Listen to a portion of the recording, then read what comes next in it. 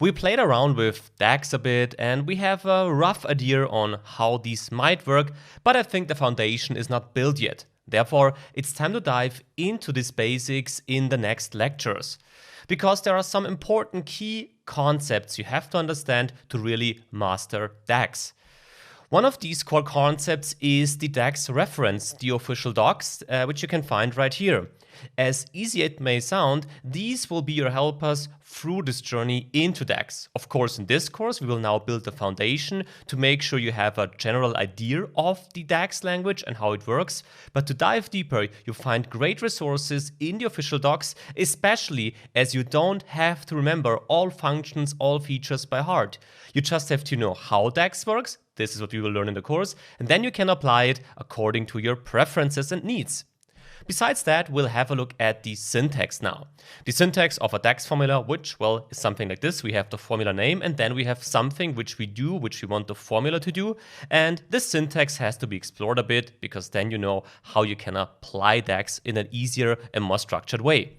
Besides that, we will have a look at data types, of course. Data types would be a string or a number, just to give you two examples here. So these are the data types you can work with in DAX. Besides that, we have operators. Operators allow us to, well, interact with the different parts in our DAX formula. For example, a plus or a minus. If you want to add something or subtract something, well, then you have to use operators. And we'll have a look at functions, of course. Functions like concatenate, which we use to combine two strings, are one of the core concepts in DAX, as these allow you to apply very powerful calculations in a very easy and straightforward way. Now, these are all the DAX basics, so to say. These are the things you have to know to work with DAX.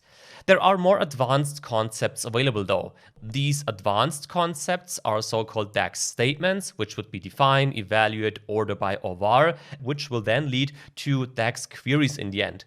These are advanced features though, as I said, and for the purpose of this course, we will not focus onto these.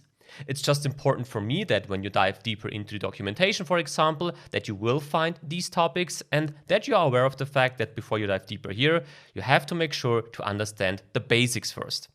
Talking about these basics, let's have a look at the typical DAX syntax as a next step.